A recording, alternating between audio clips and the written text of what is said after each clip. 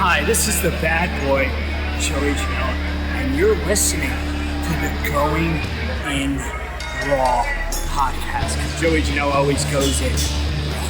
This is the American Nightmare, Cody Rhodes, and you are listening to Going in Raw. Hey everyone, Kenny Omega here. In case you didn't know, we have an awesome kick-butt show called Stephen Larson's Going in Raw, and they're going to be supporting AEW every week amongst many other things. Goodbye and smooch. Good night. Bye-bye. Hey, friendo, Steve here. And Larson. And welcome back to Going in Raw, the only pro wrestling podcast you need to be listening to right here at youtube.com/Stephen Larson. Available wherever podcasts can be found, and of course, taped live at the Twitch at twitch.tv/Stephen Larson. A couple programming notes. This weekend on Sunday in the afternoon, like 1 p.m. Pacific, 4 p.m. Eastern, we're doing our Church of Friendos office party.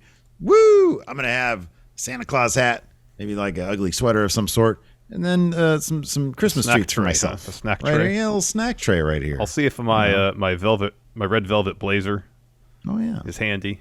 Very nice. I don't think I have any ugly Christmas sweaters, but I'll look. I'll double check. And I don't even know what we're going to do. Shenanigans, some sort of games of some sort. I don't know. Maybe we'll finally just do the Jackbox stuff. Maybe. Is there like a Christmas themed Smash Zone type deal we can do? Like we just watch stuff, but it's all Christmas themed. Yeah, maybe. Yeah, we'll put our heads together. Or holiday themed. We'll figure it out. I mean, look, it's a Church of Friendo. It's going to be a lot of fun. We're going to be betting a lot of channel points, which is kind of the most important thing. So I've reached out to the lovely friendos. Sully said he's a maybe, but I think he's going to like an indie show that day. And then Luke says he has dad stuff that day. So we all know how that goes. But they send their best. So that's going on. And of course, right now we have our Friendo Awards. Voting is open. So please click the link in the description. And vote on the best of 2021. Although after watching tonight's Dynamite, I feel like maybe we didn't know this at the time. Probably should have waited until tonight to put up said ballot, because there's definitely a match of the year contender that happened tonight on Dynamite. Lessons to be learned for next year. You know, who's to say that they couldn't have had like an awesome match on Raw on Monday too? You know, it's like these things just happen. Look, there were just, little spoiler here for you. There were plenty of, I didn't get a read on is there an overwhelming match of the year candidates right now? I can't make heads or tails of it. It looked like Omega and Danielson was probably in the lead. But yes, it is hard to make heads or tails of it. But I mean, that comes up a lot, and then it has a good number of votes. So that's kind of what if that's true, it's entirely possible. Tonight's might have ended up splitting that vote, given that there were two fantastic matches. But yeah, we didn't know that this was going to be the way it was. Obviously, we knew this was happening, but whatever. We'll do this. How about this? We'll do this. The Friendo Awards each year are from like the 13th through the 12th of December next year. All right, sure. It's our awards. We can do what we want. We can do what we want. It's our awards. So for match of the year, the top 4 vote getters are different ways of saying Bryan Danielson and Kenny Omega. Wow. Okay, that's interesting. Given I will say this though, we can launch into it. Given the response that match got tonight, I'm not sure that it would have been in like the top vote getters, because it did seem to be a bit, even like anecdotally, not just in our own chat, but I did see it there on Twitter as well. I don't know, and I'm not speaking for myself, I'm saying what I saw seems to be a bit divisive, the outcome of this match. It looked like there were a lot of people who were like, did we need to go to the time limit draw well again? How does this benefit Hangman? What are your initial thoughts regarding that sentiment? From a storytelling perspective, there's elements of it that I like. I mean, the match was fantastic. It was brutal. They beat the hell out of each other. You cannot tell me that the meat of that match was not beautiful. It was. Yeah. And if part of the story is Hangman's learning how to be champion, well, then part of that is learning how to put people away, which he finally got around to 59 minutes and 58 seconds into the bout, when he hit a buckshot lariat on Bryan Danielson. I like the parallels between himself and Kenny, and they both had time limit draws against Bryan Danielson. It protects everybody involved. I'd much rather have a really well wrestled time limit draw. I find that to be a more satisfying and interesting conclusion to a bout than some weird DQ thing, because then both people look really good in that situation. A DQ situation, you're like, oh, this is just frustrating. You have a really good match that goes 20 minutes, and you have a crap DQ finish, and it's just utterly deflating. Whereas this goes with time limit draw, you're like, oh, okay, this leaves the door open for more of this, and this was really good. I'll take more of this. Yeah, we have to actively monitor, because we were told during, and I have no idea if it has anything to do with another match between these two, but Tony Khan was supposed to announce some sort of ginormous. The word used was ginormous. Yeah, right before the main event, or right as the main event was about to start. The commentary said that he was going to make some sort of announcement about a ginormous match coming up shortly. But it felt like the main event, they had to rush to get to the finish because it felt like it was running a little bit long. And, of course, they had the post-match angle they had to do and all that. So maybe TK will announce it on Twitter instead. So here's where I'm coming from on that. Beautiful match. If this was any other promotion, mainly WWE, I would probably have a problem with them going to the well again of a time limit draw with Bryan Danielson. The thing about AEW is that they do these things very specifically. They plot out what stories they're telling in a very specific way. So I don't think for a second this is Tony Khan saying, hey, we want to protect both guys, want to protect specifically Danielson. Let's have him be like a time limit draw guys against these champions to protect everybody. I honestly don't think that's what this is. I think this is, you'll be able to reference this as a very specific story beat with whatever they're eventually going to tell. And I personally think whatever story they're telling is meant to make Hangman look even better. Mm-hmm.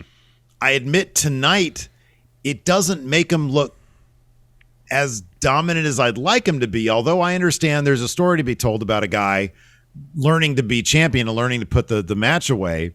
It's his first title defense and he doesn't win it, doesn't lose it. And you could argue that he was mere seconds away from winning it. That being said, I am so much more apt to give AEW the benefit of the doubt than any other company these days, save maybe GCW, for telling a story like this. And I think in the end, this is one I am absolutely willing to say, let it play out. We had a beautiful match tonight. They're known for telling good stories over a long period of time. I'm totally cool with it. I'm totally cool with it. Did it give us that so satisfying ending that a winner would bring us? Maybe not. But AEW's really good at getting these story beats right and getting a more satisfying finish in the end. And I think that's where we're headed. Yeah. That brings up the question, though. What do you think is next?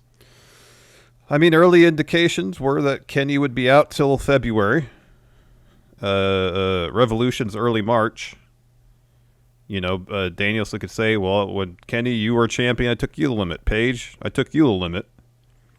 Kenny could say, well, I was champion, rematch me. And Paige, probably being a fighting champion, will probably say, bring it on. Yeah. I would anticipate some sort of triple threat thing. They don't do triple threats very often in AEW. It could be a situation where, beating Danielson looks impressive, but imagine if you beat Danielson and Kenny Omega.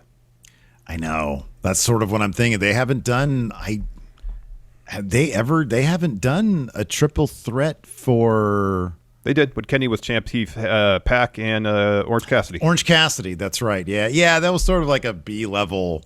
That was sort of like a B level title match, though. It was a really good match. It was a fun match, in there.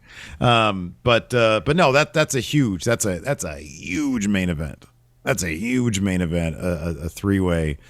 Imagine how would you book a three-way dance where it's elimination? Because that question was brought to my attention by the friendo Michael Carlson, who we met once over at Wrestle Juice. He says, I'd love to see the three-way dance come back because I hate that a triple threat protects too many people. Or it could use to protect people. How would you book a three-way dance, which is elimination? That'd be horrible. Who do you eliminate first? That'd be terrible. Yeah, that would be tough. That would be tough. I'm not expecting an answer. That'd be tough. That would be tough. But yeah, as I had sort of figured that Winter is. I even said that today. I said I don't think Winter Wonder Slam this year is going to have title change or big debut. Yeah, I was firmly with you on the debuts and pretty firmly with you on no title change. Yeah, they did tease a new arrival that we are speculating, and it's pretty easy to speculate. They teased 2 new arrivals. They did, yeah. Adam Cole suggested that he was going to have a present of sorts for the Christmas an undisputed Rampage, yeah. present. Yeah, I use that word. Yeah. Wouldn't shock me at all if Kyle O'Reilly shows up. Oh yeah, it's gonna be Kyle O'Reilly for that. And then Malachi Black sort of christened a new member, I guess the first member of the House of Black, and he used the word King in doing so. Of course, he is currently tag champions with Brody King in PWG. Yeah. They're good friends, go back a long way. Yeah. Is probably Brody King, right? Yeah, well, then BodySlam.net, Cassidy Haynes, who broke the story of Bryan Danielson signing with AEW over the summer, is reporting that Brody King has already signed with AEW. So yeah, it stands to reason that will be Brody King, and that's pretty damn exciting. You know, we've been waiting for Malachi's story to kind of go the next step. You know, start to progress. And if he's actually starting a faction, that's promising. You know, then you guys ask, all right, is Pac going to potentially be involved with this? Just last week, and they referenced it on Dynamite tonight, Julia Hart got the mist last week. Yes. Griff Garrison has a match against Malachi on Dynamite. He's eating some mist too. Oh, he's going to gobble that mist up. Yeah. So it's entirely possible we can see the ranks of the House of Black start to expand week after week after week. And there's plenty of factions in AEW. If they book House of Black right, they can be an entirely different thing than what we got going right now. It should be like a disease that spreads throughout AEW. You know, like kind of like a horror flick, like The Thing, where like, you know, it grabs onto a person, you don't recognize them and they're gone. You know, they get misted and then all of a sudden I think this is going to be the start of Malachi Black really showing us what they have planned for him. Let me ask you this. I want to circle back around to the idea of a 3-way at Revolution. Is that a good way to get that title on Danielson? You sort of have your cake and eat it too. You can protect both, you know, Kenny and Hangman while putting the title on Danielson for a spell, and then Hangman has to figure out how to get it back. I think that actually is a much better idea than because I don't know. I mean, in my mind, it depends. Like, you don't want. You run the risk of making Hangman look weak if he doesn't even have a successful title defense. Well, you got Battle of the Belts coming up. Yeah. You got the first TBS show. Yeah. Because I thought that this my only gripe with this time limit draw is that it was his first title defense, and I thought, man, maybe you sneak a shitty title win in first. That's an easy one. I'm going to go to the AEW rankings really quick. I know Scorpio Sky, but I think he's going to go after the TNT title. Yeah. But he's really highly ranked. But I think that's going to be the deal there. I think they usually update these on Friday.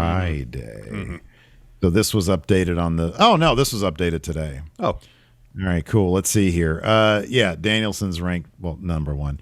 Danielson and Kenny are 1 and 2. The other 2, those look like, Jungle Boy's ranked 16 and 3 under Scorpio Sky. He feels like he's probably more of a TNT title guy, but they could have Hangman beat Jungle Boy as a quick, and then Miro's just under him. Yeah. I don't know if they'd do that to Miro, but you could do that in between. That'd be a solid win for Hangman if he got a win over Miro. Yeah. And the way Miro's story is going now, I kind of feel like a loss at this juncture doesn't hurt him. Oh, I agree. Yeah, because he can just blame it on God. Yeah. So long as there's, some the next story beating that, where he talks. Last time we saw him, he talked about finding a workaround or a cure for his weakness. Yeah. And if losing the page is actually the motivating factor behind him doing that, that could be interesting stuff. That could be fun. Yeah, yeah. So a Battle of the Belts, Hangman versus, Jungle Boy or something like that. First TBS show, or I forget if I got those reversed.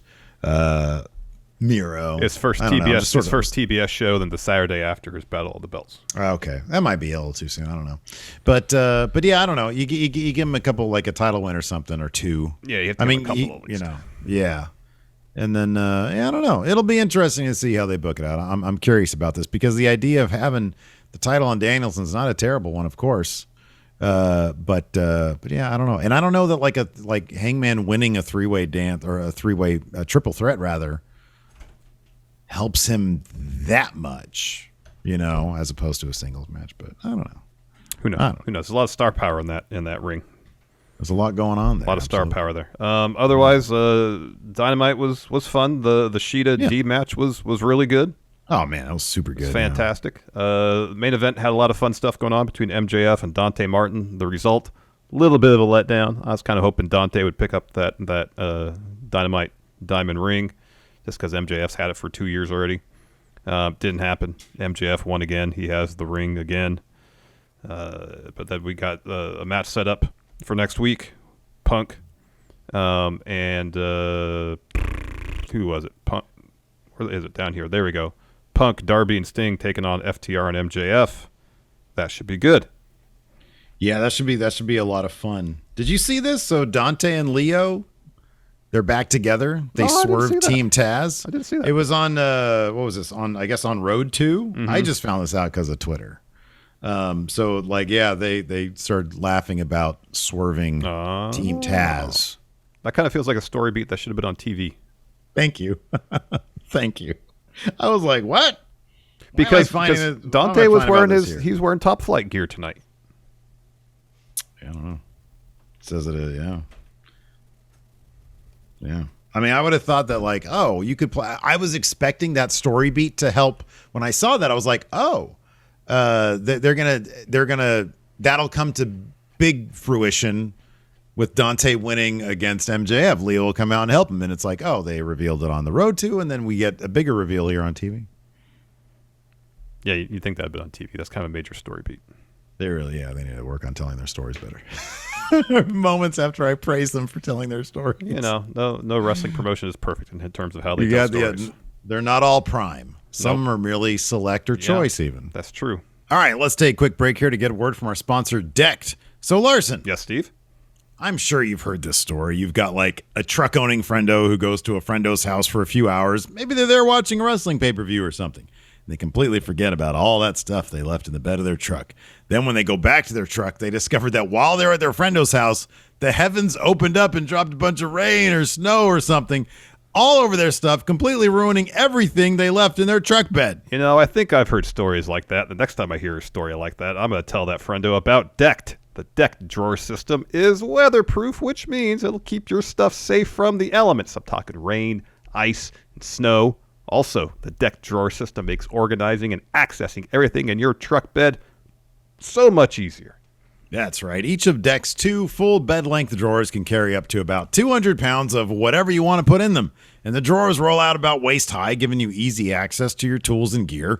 Plus, Decked is 100% made in the USA and backed by a lifetime no-hassle warranty and offers second-to-none customer service. Getting Decked is the best things friendos out there can do for their truck, especially this time of year. Protect your stuff. Get your Decked drawer system at decked.com/raw and get free shipping. That's decked.com/raw for free shipping on your Decked drawer system. Decked.com/raw. And let's get a word here from our sponsor, Manscaped. So, Steve. Yes. Get happy. Holidays. They're almost here. Yes. But that also means it's time to start thinking about what gifts you're going to give from Santa's sack.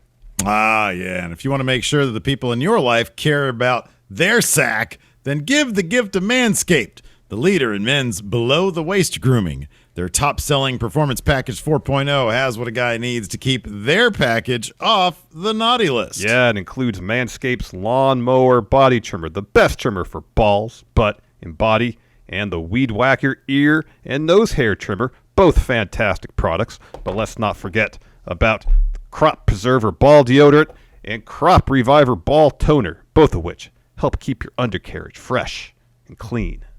And if you order a performance package right now, you'll get 2 free gifts. A great pair of Manscaped boxers and the Shed travel bag. Or if you're looking for stocking stuffers, Manscaped's got you covered too, with shampoo, body wash, cologne, even ball wipes to help keep your sleigh bells from getting too stinky. Whether you're shopping for your partner, dad, brother, or a friendo, get them a gift they'll actually use. But make sure to hurry to get these gifts so they show up in time for the holidays. Right now, you can get 20% off plus free shipping at manscaped.com with code RAW. Again, get 20% off and free shipping at manscaped.com with code RAW. Be the ballsiest gift giver this year with Manscaped. Before we get back to the show, let's take a quick break here to get a word in from our sponsor, Credit Karma. Hey, Larson. Yeah, Steve. Do you ever feel overwhelmed when it comes to handling personal finances? Oh, overwhelmed? Yes, absolutely. All the time. I am not shocked by that at all. And you're not the only one. Whether you're looking to pay for an upcoming expense or refinance credit card debt, Credit Karma is there to help you make those huge financial decisions with more confidence. Yeah, Credit Karma uses your credit data to show you personal loan offers that are personalized to you. It's completely free and easy to sign up for a Credit Karma account with no effect on your credit score. With Credit Karma, you can check out multiple loan offers side by side, and members who compare loan offers on Credit Karma save an average of 30% on interest rates. Once you get your loan, Credit Karma can help you track your progress as you pay off your debt. And we'll even let you know if you can refinance and save. Ready to apply? Head to creditkarma.com/loan offers to see personalized offers with your approval odds right now. Go to creditkarma.com/loan offers to find the loan for you. That's creditkarma.com/loan offers. We can dive into it. Show opened up with what we all kind of assumed was the main event, but in hindsight, if you're going to go an hour time limit draw, if this was the main event and started at 6 o'clock, the bell rang, you were like, there's no other matches announced, this is going to a time limit draw. It kind of sucks some of the drama out of it in that respect. Same reason that Kenny versus Danielson opened that particular episode of Dynamite, you know? You got to keep the idea that it could go a time limit draw in the back of your head, but not make it obvious. Mm-hmm. Yeah, So. Totally. Yeah, this was a brutal match. There were a couple moments here when I was like, "Oh my god!" Like when Hangman came off the top through the table spot, which was pretty deep into the match. Yeah. I thought that he had really messed himself up because chat started talking about, "Oh my god, I think it really hurt his arm," and then I'm like, "Oh, I'm paying attention to his arm." No, earlier Danielson was working over his arm quite a bit. So that was just really good selling on his part. But this was brutal. Page got beat up. Danielson was beating him up and just playing it up. He was flipping off the crowd. There was smiling. because there was the one moment when I think it was on the ring post bit when Hangman got opened up and they kind of they paused the match for a bit and checked on Hangman during commercial break. Yeah. So Bryanson gets in the ring, Danielson gets in the ring and starts like flipping off the crowd and flexing for him and everything. He's doing such great work. Oh, heck yeah. It was fantastic. So I mean, we could go move for move, beat for beat, but it loses so much. You just got to watch the match. They beat the hell out of each other. Long match, I know they beat the hell out of each other, and it gets down towards the end, and Danielson's hitting some head kicks that gets him a 2, hits some stomps. He slaps Page. He's setting up for a D+. Page catches him, hits him with Deadeye. He hit Deadeye in the apron earlier in the match. Yeah, he did. This particular Deadeye gets him a 2 count, and then Page grabs Danielson's wrist and hits Danielson stomps on Danielson. Oh. So he's looking for a buckshot. Instead, Danielson counters with the yes lock. Page tries to power out, eventually does, and then catapults Danielson to the apron. Danielson skins the cat, gets back in the ring. Page hits Danielson with a lariat, follows with a buckshot as time expires. He's trying to pin him, but Bryan is sort of rolling away from him as well. Yeah. But Hangman is obviously too spent to even try to chase him. And then, the bell sounds. And right as he's about to get there for the cover, the ref's waving it off. So So pretty, but no, it was, like you said, it was just an absolutely terrific match. If there hadn't been so many goddamn great matches this year, it's probably a match of the year candidate. And I'm sure in many people's eyes, maybe it is match of the year. Yeah. But this was pretty terrific, and too bad you'll have to vote on it next year in the Friendo exactly. I mean, it's early contender, but then again, people might kind of forget about it. Who knows? After that, recency bias. Yes, a super click promo. So Adam Cole's going on, wondering why best friends haven't learned yet that they can't mess with the super click, and the Bob Fish just kind of pipes up off to the side. Yeah, Bobby Fish. Yeah. Oh, Bobby Fish isn't part of the Super They're Click. keeping Bob Fish's promo strengths consistent from NXT to AEW, where he's best when he just tosses in little asides. Correct. That's when he's at his absolutely. best. His absolute best. The interesting thing is going to be when Kyle O'Reilly shows up. They're going to be. It's not just going to be Bobby Fish's hired hand. It's going to be Cole's other guys. It's going to be the push and pull between Undisputed Era and Super Click. It's going to be that, and that's eventually going to lead to cool. That is so cool. It's eventually going to lead to a Redragon and Young Bucks feud. I know, that's so damn cool, man. We could like that. You can call it predictable. It's logical booking, You see these feuds in front of you, and it just makes sense. The matches are going to be good, and it's going to put Adam Cole in a weird position where he has his like two groups of best friends fighting each other, and it could be a lot of fun. It could be a lot of fun. I know, and it's just like the best of NXT and the best of AEW, and they're all just there. Mm-hmm. Oh my gosh, I know. I mean, all those questions we had. Hey, friendos, Pat here. Book Undisputed Era versus Super Click feud. Like we probably got that question. Probably. A couple of years ago. Yeah, entirely possible. I love it. Now we get it. Now we get it. So, Cole continues. Like last week, Best Friends showed they can't hang with us. And then the Young Bucks challenged them to an 8-man tag match on Rampage. And then Matt says, after the match, we're going to wreck Sue's van. And then we're going to super kick her. And Nick just keeps on going on. We're going to end her career. We're going to end Sue's career. Sue's career. Is she still working? I don't even know. I don't know. So then Cole, he has a box that says, for the Young Bucks, as I promise you, I got you no coal in your stocking. He's going to give them the best Christmas present they could ever ask for. Oh, I get the endorsement from the enforcer on my Don Wagner impression. Yeah, it's good. Let's go get some chicken tendies. Yeah. So it's going to be Kyle O'Reilly, 1,000%.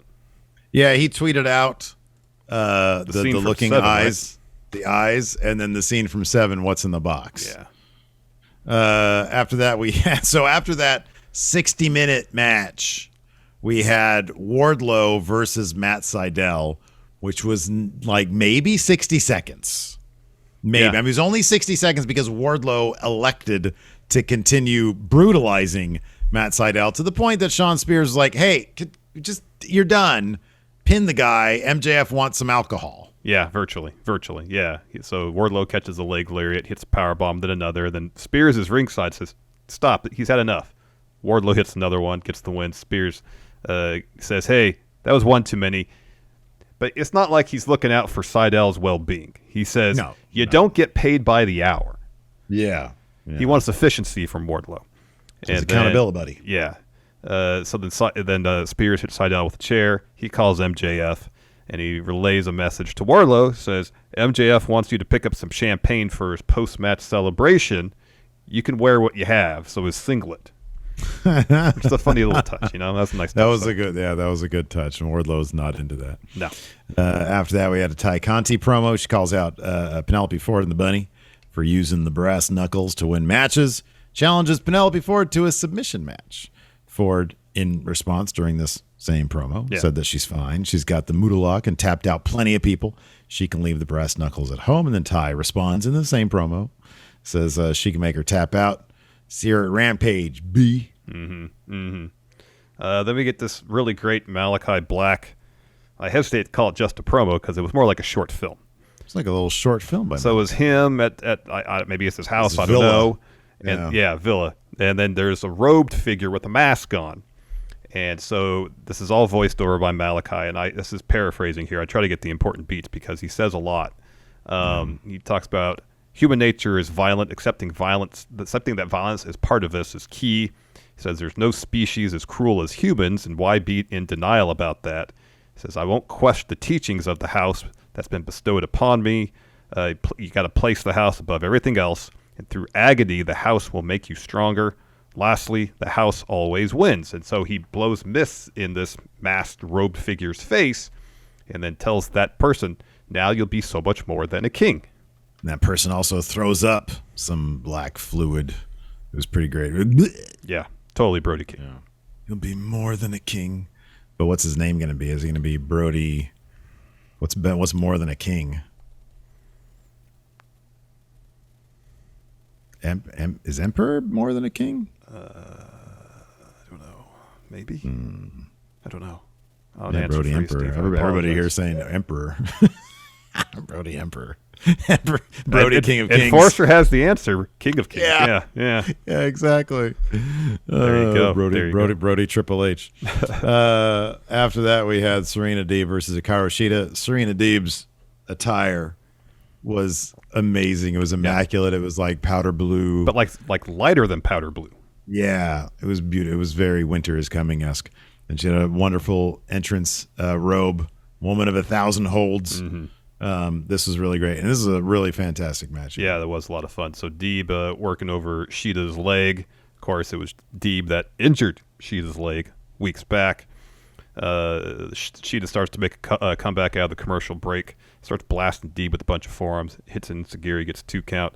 Shida goes up top. Deeb puts her the tree of woe, but rather than doing the top rope double stomp, which seemed like it was going to be, she does like a heel hook on the top rope.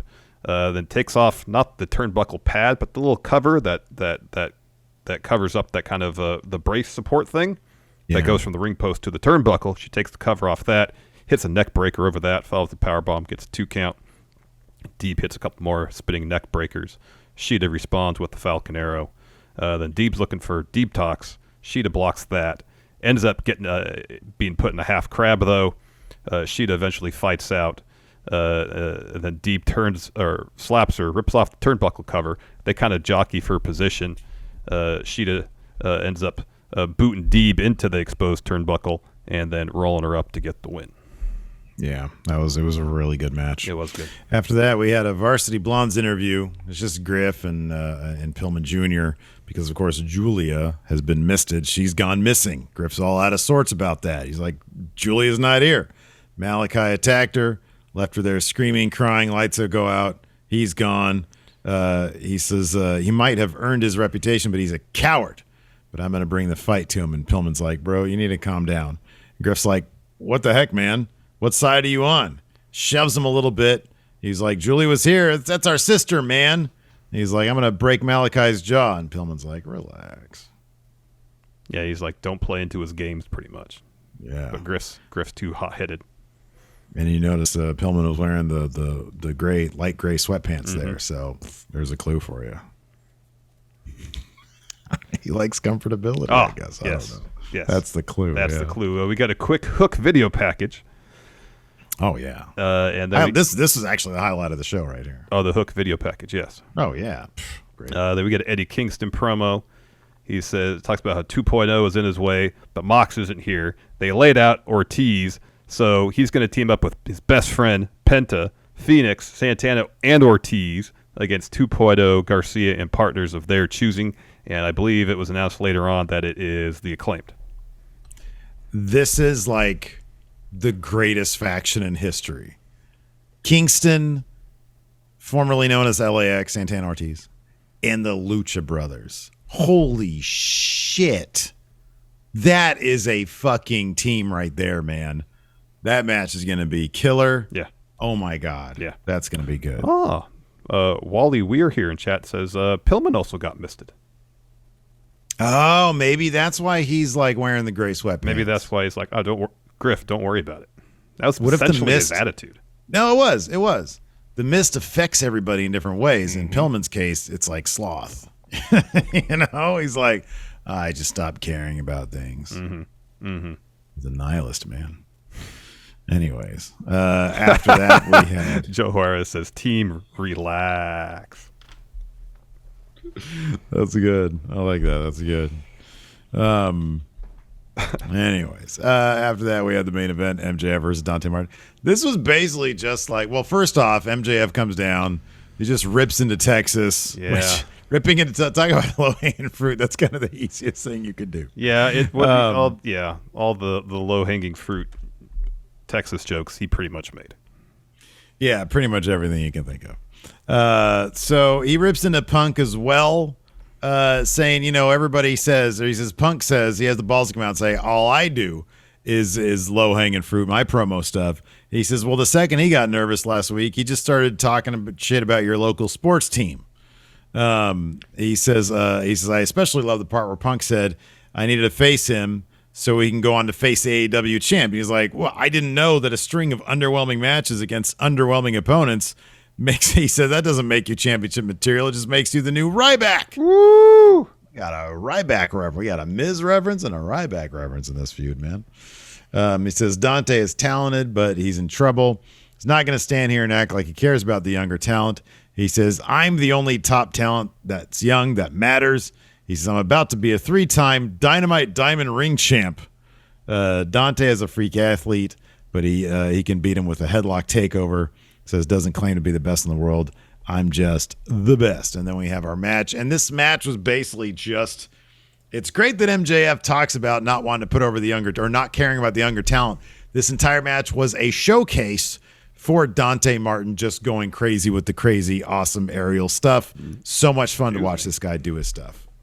Oh, yeah, man. He was doing all sorts of crazy stuff. Did you throw up some black mist there? Did you accidentally get misted too? Oh, I just burped. So you got Tien Shaw. That's what you have. Yeah. If you throw up black mist, you're House of Black. If you have heartburn, you're Tien Shaw. Yeah. So there was this great sequence where, Dante sends MJF out of the ring. Let me find it here in my notes. Here we go. So he sends MJF out of the ring.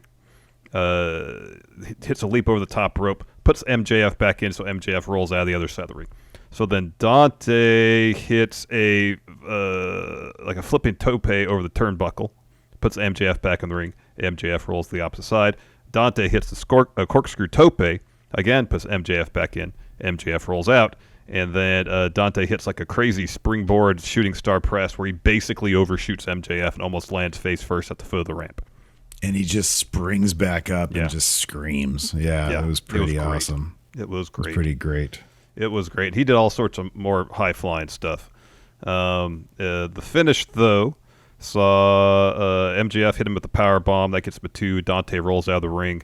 MJF puts him back in. And then Dante does the thing where he's in the ring, MJF's on the apron. He kind of pulls the top rope and flings MJF back in. Dante hits his finish. However, Ricky Starks runs down and puts MJF's foot on the top rope. This distracts Dante for a moment. He turns around. MJF puts him in the Fujiwara armbar. Dante taps. Yeah. That was kind of an underwhelming finish. Yeah, it was an underwhelming finish. Yeah, it was. So FTR come running out. They put MJF on their shoulders. The lights go down. Come back up. Sting and Darby in the ring. There's a big brawl that breaks out. MJF hits a low blow on Sting. And what do you say, Steve? Ow, my dick! Not really. Anyways, then he clobbers. He totally, I was like, man, but they can say shit and they can say dick on here. And Sting was like, oh, my dick. Thanks for throwing that to me, by the way, because I totally forgot to do it. But see, I know it brings you happiness, so that's why. You're my dude. You're my dude. Exactly. That was great. So then MJF hits Darby, so Pinnacle have the upper hand.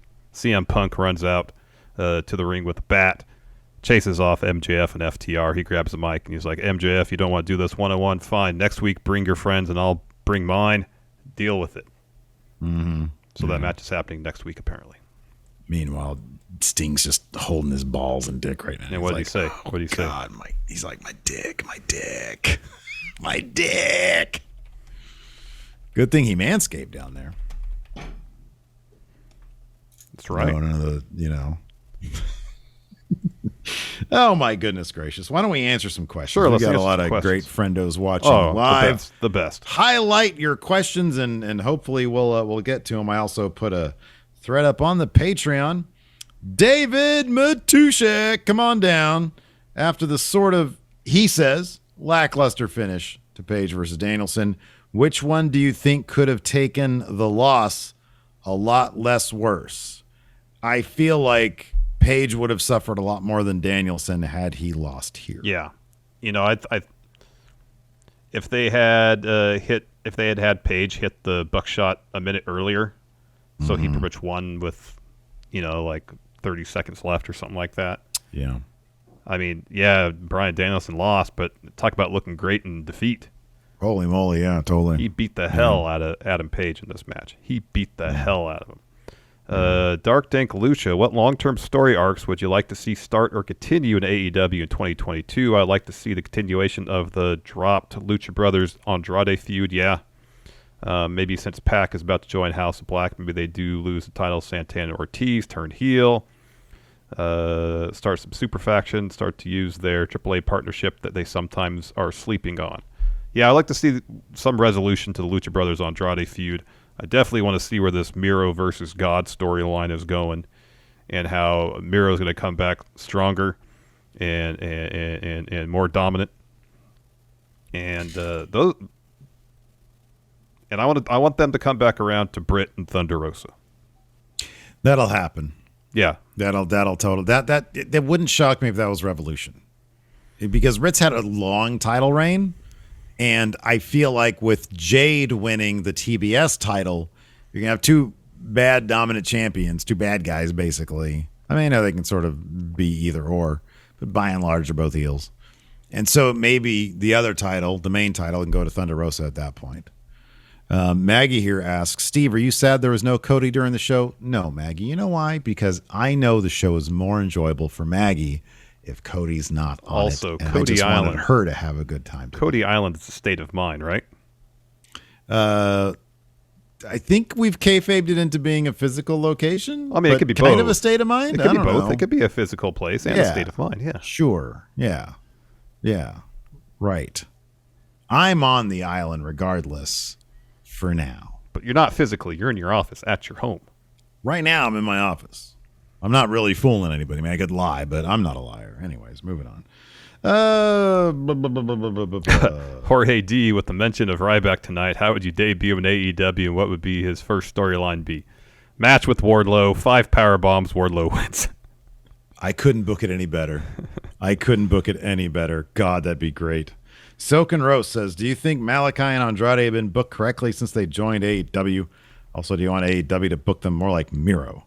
I would say that AEW doesn't always get it right out of the gate, but once they're there, they start to figure it out. I think Malachi is going to do huge things over the next 6 months. Huge things. Mm-hmm. I think Andrade is Andrade's main evented stuff, you know. I feel like Andrade he needs like an established faction with him. He tried by recruiting the Lucha Brothers. Well, maybe you know his alliance with Malachi is still to achieve that. You know, he takes Pac out of the equation because Pac's gotten misted. Probably going to join House of Black, maybe. Yeah. So now that Pac's out of there, maybe now he thinks he could step in and start working with the Lucha Brothers. That could be. I'd love to see him with a faction. I think that would be the best way to go. Let's see here. Oh, Bear Winning has a question for you, Steve. How are you going to enjoy your last few days of staying on the island, and will you ever go back at a later date? I've got so much planned. From what I understand, tomorrow there's a spoken word like poetry reading from Lee Johnson. Looking forward to that. That should be good. There's a knitting class with Nick Camarado. That should be a lot of fun. Interesting. Is there a bowling league that's led by QT Marshall? Yeah, but there's only one team. So like it's just a bunch of dudes bowling, really. It's not really a league. We should join a league. That'd be fun. That would be fun. That'd be rad. Do that on Sunday. That'd be cool. That could be fun. No, I love it here. I don't. As far as once Maggie gifts that 500th sub, then you got to say goodbye. She's one sub away. Then I got to say goodbye. And as far as will I return? Unknown. I don't know. Interesting. There's some sort of window of time that I have to be away, though. Floppy Dodger with Paige versus Bryan going to a 60-minute draw. How long do you think it'll be before we see another 50-plus minute match at AEW? Triple threat, Kenny, Danielson, Paige. No time limit. At Revolution, they go 70 minutes. That's good. Paige wins. What a nightmare. What a nightmare. Yeah, they really, like Tony Khan is just like digging further and further in wrestling history's past. I'm sorry, in like the annals of history of wrestling. Now he's like landing. They used to do 5-hour catch-as-catch-can matches. Mm-hmm. Wow. Yep. Oh no, Maggie dropped this bombshell on me. She says the poetic irony, you'll have to swear to stay away from it like Cody from the main title. Agreed, but if Cody writes his way back into the main title, guess who gets to be back in Cody Island? Interesting.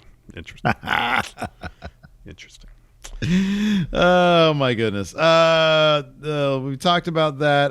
If I don't read your question here on the Patreon, it doesn't mean I didn't like it. It means we've already talked about it. Hip Hop Hippo with the sub. Thank you so much. This is good. Moses opposes. We were teased a con announcement, and instead we got Punk and Crew versus Pinnacle Crew. In kayfabe, did he have a different announcement, or did he just predict the end of the episode? He hasn't posted anything on Twitter, right? TK? I checked 20 minutes ago, and he hadn't. Maybe they're going to save it for Rampage then. That could be 9 days. Tony Khan. I'm gonna respond to him here. What was your ginormous? Yeah, he hasn't tweeted for a couple hours. I'm guessing they just sir. I'm guessing they just had to push.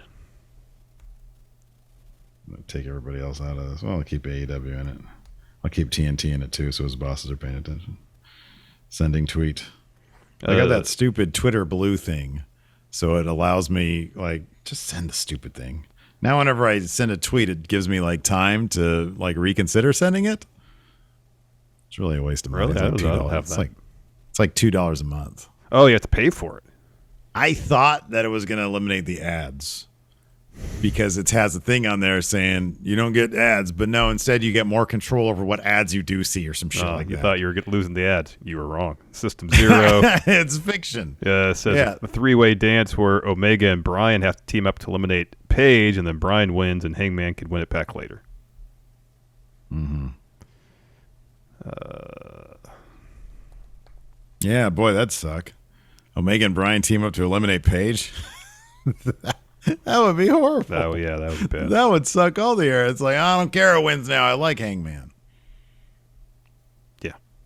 Yeah. Anyways, that's going to do it for us. Thanks, everybody, for tuning in. We definitely appreciate it. We'll be back tomorrow with our UK watch-along. Yeah, okay. Are we going to do our SummerSlam review live, or are we just going to on the download? We can just do it before. Live or no? I mean, I guess we don't have to do it live, but if you really want to, we can. Oh, also tomorrow, Numbers Don't Lie is going to be earlier. I got something at 3:30 I got to be at, so we're going to do it at 2:30 Pacific. 2:30 Pacific. That's Numbers right. Don't Lie, so an hour and a half earlier than normal. Yeah. Anyways, keep your notifications on. Yes. Thanks for watching. Till next time, we'll talk to you later. Goodbye.